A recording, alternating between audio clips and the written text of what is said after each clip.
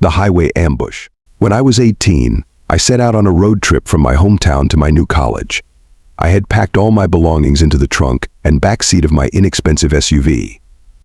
It was not only my first long solo road trip, but also the first time I would be away from my family for an extended period, so I was quite nervous. The journey was supposed to cover a total distance of 600 kilometers, which I planned to split into 2 days of driving. According to the directions, I was estimated to arrive at the hotel by 11 p.m. However, considering potential traffic, gas stops, and meal breaks, I knew I would likely reach much later. By 7 p.m., the sun had completely set, and most of the other vehicles had disappeared as well. Occasionally, a car would pass by, and I would watch its headlights gradually fade away in front of me. For the majority of the drive, it was just me, which made me feel quite tired and bored. Around 10 p.m., I made the decision to stop at the next gas station before embarking on the final stretch of the drive. Approximately 10 minutes later, I exited the road and pulled into a gas station. Being so far out, it wasn't a town or anything, it was simply a gas station with a few pumps and a small convenience store. I didn't spot any other cars on the road or in the lot, nor did I see any lights from nearby houses or buildings in the distance. As I began topping off my tank, I noticed a man approaching me. Compared to me, he was much older, probably in his 50s, and he appeared to be homeless. His sudden appearance caught me off guard, and his brief smile didn't make me feel any more at ease. "Hi, do you need something?" I asked, hoping he wouldn't come any closer. The man stopped a few feet from my car and looked around almost cautiously before responding, "Take the exit back onto the highway." I looked at him, perplexed, unsure if I had understood him correctly. He pointed behind me at the exit I had come from and repeated himself, "Take the exit back onto the highway." After a moment, I said okay, and the man walked away, leaving me feeling thoroughly puzzled.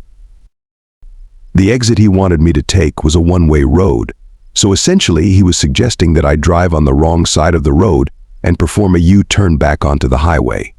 It just didn't make any sense. I gazed out at the entrance road, the obvious one that I was supposed to take, and there were no signs of any construction or obstruction. It simply looked like an empty ramp back onto the highway.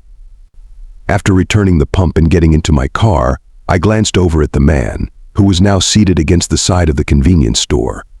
The more I thought about it, the more absurd the man's behavior seemed. I began to entertain the idea that this might be some sort of trap. Trusting my instincts, I drove out of the lot and toward the highway entrance. As I merged onto the highway, I noticed that most of the streetlights were out. I slowed down, thinking perhaps it was a construction zone. I kept my eyes focused on the road ahead, ensuring I was cautious of my surroundings. While navigating the unlit road, I caught a glimpse of a figure to my left before a pickup truck suddenly appeared and stopped right in front of my car. Every door opened, and 4 men armed with various weapons, metal bats, machetes, knives, emerged from the truck. They approached my car with an emotionless gaze, as though they felt nothing about what they were doing. Reacting quickly, I began reversing as they closed in on my windows. Once I had backed up enough, I suddenly saw the outline of numerous people emerging from the shadows at the side of the road. A few even attempted to chase my car as I frantically reversed out of there. Once I had put some distance between us, I turned around and sped off.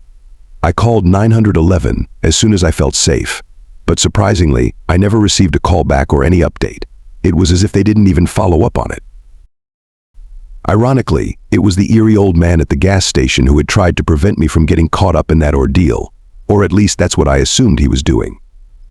In any case, I felt incredibly fortunate to have escaped with my life, although I still have no idea what their intentions were or what that whole situation was about.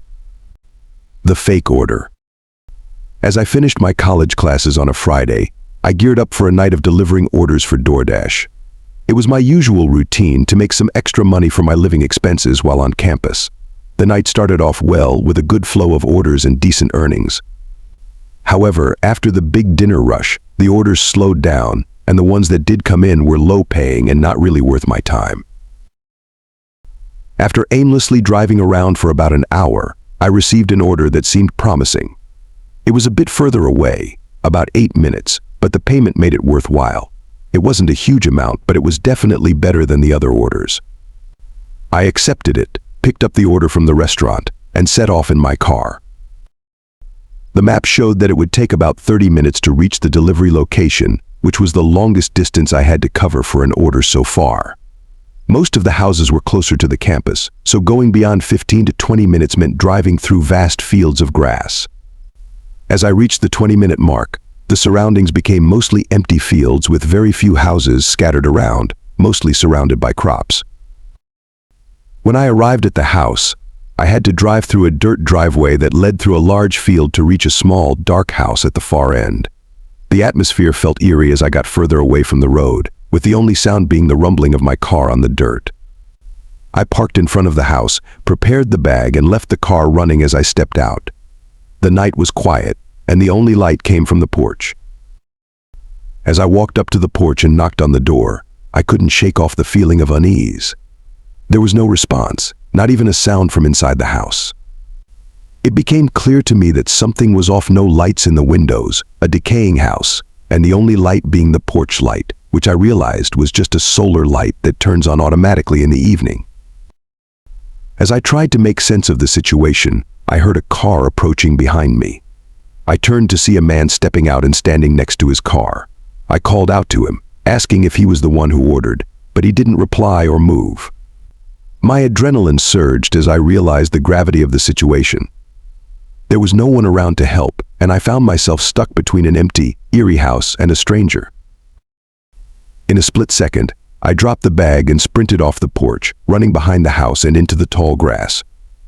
I glanced back and saw the man coming after me, but the thick grass soon obscured his view. I slowed down, catching my breath as I carefully made my way through the crops, trying to stay quiet in case the man was still looking for me.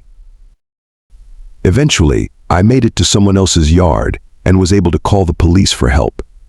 They picked me up and went to check on my car, but by then the man was gone.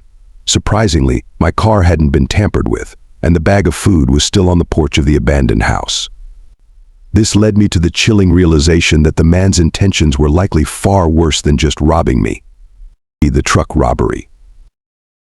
As a truck driver for almost 2 decades, I've traveled the same roads and truck stops countless times. It's been a routine with nothing out of the ordinary happening. So when I was driving my usual route, I wasn't worried at all.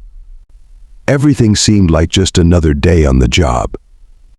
Around 20 hours into the drive, a storm slowed me down, and it was getting late, so I started looking for a truck stop to rest.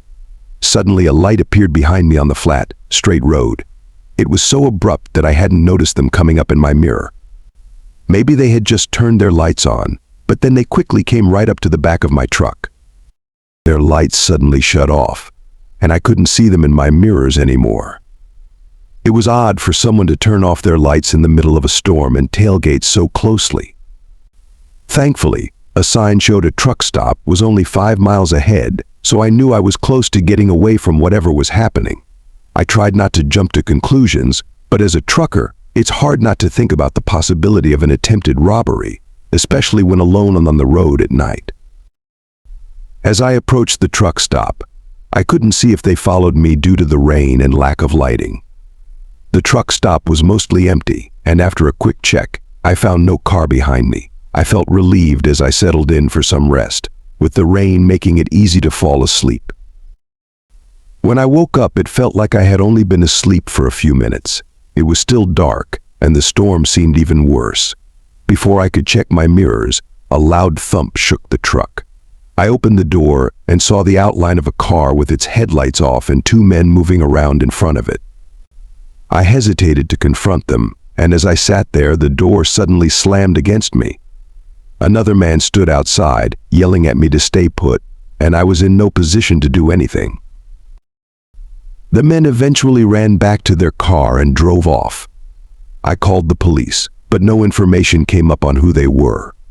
I realized that if I hadn't been so aware, the situation could have ended much worse for me.